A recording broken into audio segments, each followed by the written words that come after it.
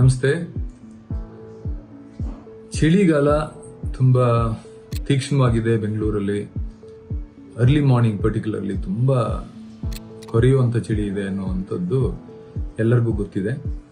But ನನಗೆ ಕೆಲವರು ಪ್ರಶ್ನೆ ಮಾಡಿ, ಇಷ್ಟು ಚಳಿಯಲ್ಲಿ ನಾವು ಹೊರಗಡೆ ಹೋಗೋದ್ರಿಂದ ಇನ್ನೊಂದರಿಂದ ಹಾರ್ಟ್ ಅಟ್ಯಾಕ್ ಆಗುವಂತ ಸಾಧ್ಯತೆ ಹೆಚ್ಚಿಗೆ ಇದೆಯಾ ಅಂತ ಅಂದ್ಬಿಟ್ಟು ಕೆಲವರೆಲ್ಲ ಆಗ್ತಿದೆ, ಹೌದು ಏನೋ ತೊಂದರೆ ಆಗ್ತಿದೆ ಅಂತ ಕೇಳ್ತಾ ಇದ್ರು ಅಂತ ಅಂದ್ಬಿಟ್ಟು ಸಿಂಪಲ್ ಕ್ಲಾರಿಫಿಕೇಶನ್ ನಾನು ಕೊಡ್ಬಹುದು.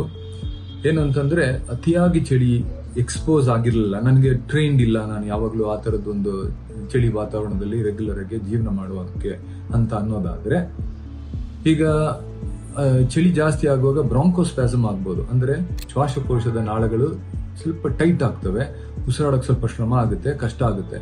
ಕೆಲವರು ಅಲರ್ಜಿಕ್ ಇದ್ರೆ ಚಳಿಗೆ ಅವ್ರಿಗೆ ಅಲರ್ಜಿಕ್ ಬ್ರಾಂಕೈಟಿಸ್ ಅಂತ ಅಂದ್ಬಿಟ್ಟು, ಅಸ್ತಮಾ ಇದ್ದವರು ಅಸ್ತಮ್ಯಾಟಿಕ್ ಅಟ್ಯಾಕ್ ಜಾಸ್ತಿ ಆಗ್ತದೆ. ಅದೇ ರೀತಿಯಲ್ಲಿ ನಾವು ತುಂಬಾ ಚಳಿ ತಣ್ಣಗಿರುವಂತದ್ದು ಒಂದು ಐಸ್ ಕ್ಯೂಬ್ ಏನಾದ್ರು ನಾವು ಇಟ್ಕೊಂಡ್ರೆ ಕೈಯೆಲ್ಲ ಸುಕ್ಕರ್ಗಟ್ಕೊಂಡಂಗೆ ಕ್ಲೋಸ್ ಆಗೋ ರೀತಿಯಲ್ಲಿ ಆಗುತ್ತೆ. ದಟ್ಸ್ ಎನ್ ಇಂಡಿಕೇಶನ್ ದಟ್ ಯಾವ ದೇಹದಲ್ಲಿ, ನಮ್ಮ ದೇಹದಲ್ಲಿ ಶ್ವಾಸ ತಗೊಳ್ಳೋದ್ರಾಗ್ಲಿ, ಚಳಿ ಜಾಸ್ತಿ ಆದ್ರೂ ಆಗ್ಲಿ, ನಮ್ಮ ದೇಹನ ನಾವು ಕ್ಲೋಸ್ ಆಗಿ ಇಟ್ಕೊಳ್ಳೋ ಪ್ರಯತ್ನ ಮಾಡ್ತೀವಿ.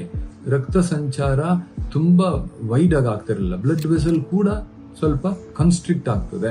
ಯಾಕೆಂದ್ರೆ ವೈಡ್ ಆಗಿದ್ರೆ ಬ್ಲಡ್ ವೆಸಲ್ಸ್, ಕೆಪ್ಲರಿ ಅಂತ ಹೇಳ್ತೀವಿ, ಚಿಕ್ಕ ಚಿಕ್ಕ ಆರ್ಟಿರಿಯಲ್ಸ್ ಅಥವಾ ಕೆಪ್ಲರೀಸ್ ದೊಡ್ಡದಾಗಿ ಏನಾದ್ರೂ ಇದ್ರೆ ನಮ್ಮ ಬಾಡಿಯಿಂದ ಹೀಟ್ ಹೊರಗಡೆ ಹೋಗ್ಬಿಡುತ್ತದೆ.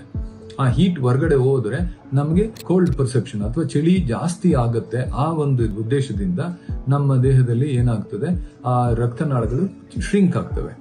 ಅದೇ ರೀತಿಯಲ್ಲಿ ನಮ್ಮ ಕೊರೋನರಿ ಬ್ಲಡ್ ವೆಸಲ್ಸ್ ಏನಾದ್ರು ಅಂದ್ರೆ ಹಾರ್ಟ್ಗೆ ಬ್ಲಡ್ ಸಪ್ಲೈ ಕೊಡುವಂತ ಬ್ಲಡ್ ವೆಸಲ್ಸ್ ಸ್ಮಾಲರ್ ಆದ್ರೆ, ಅಕಸ್ಮಾತ್ ನಮ್ಮ ರಕ್ತನಾಳದಲ್ಲಿ ಆಗಲೇ ಎಸ್ಟಾಬ್ಲಿಷ್ಡ್ ಪ್ಲೇಕ್ಸ್ ಅಂತ ಅಂದ್ರೆ ಅಥಿರೋಸ್ಕ್ಲೆರೋಸಿಸ್ ಅಥವಾ ರಕ್ತನಾಳ ಬ್ಲಾಕ್ ಆಗೋಕೆ ಸ್ವಲ್ಪ ಮಟ್ಟಕ್ಕೆ ಶುರು ಆಗಿದ್ರೆ, ಆ ಬ್ಲಾಕ್ ಆಗೋದು ಶುರು ಆಗಿರ್ತದೆ, ರಕ್ತ ಹೋಗ್ತಿರ್ತದೆ.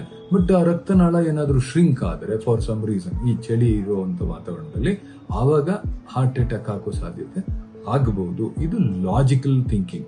ಹಂಗಾಗಿ ಅತಿಯಾಗಿ ಚಳಿ ಇದ್ರೆ ನೀವು ಹೊರಗಡೆ ಹೋಗುವಂಥದ್ದು ಬೇಡ.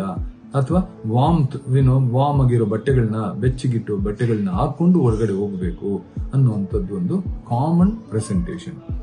ಎಷ್ಟೋ ಸಲ ನಾವು ನಾರ್ಥನ್ ಇಂಡಿಯಾ, ಪರ್ಟಿಕ್ಯುಲರ್ಲಿ ಹಿಮಾಲಯನ್ ರೇಂಜಸ್ಗೆ ತುಂಬಾ ಚಳಿ ಇರುವಂತದ್ದು, ಹೈಸ್ ಅಥವಾ ಸ್ನೋಯಿಂಗ್ ಆಗುವಂತ ಜಾಗಗಳಿಗೆ ಹೋಗ್ಬೇಕು ಅಂತಂದ್ರೆ ಟ್ರೈನ್ ಮಾಡ್ಕೊಳ್ತೀವಿ. ಟ್ರೈನ್ ಮಾಡ್ಕೊಂಡೇ ಹೋಗ್ಬೇಕು, ಅಕ್ಲಮಟೈಸ್ ಆಗ್ಬೇಕು. ಒಂದು ಆಕ್ಸಿಜನ್ ಅಂಶ ಕಡಿಮೆ ಇರ್ತದೆ, ಅದಕ್ಕೆ ಅಕ್ಲಮಟೈಸ್ ಆಗ್ಬೇಕು. ಮತ್ತೆ ಅಷ್ಟು ಕೊರೆಯುವಂತ ಚಳಿಯಲ್ಲಿ ನಮ್ಮ ದೇಹ ಹೊಂದ್ಕೊಳ್ಬೇಕು ಅನ್ನೋ ರೀತಿಯಲ್ಲಿ ನಾವು ಟ್ರೈನ್ ಮಾಡ್ಕೊಂಡು ಪ್ರಾಕ್ಟೀಸ್ ಮಾಡಬೇಕು.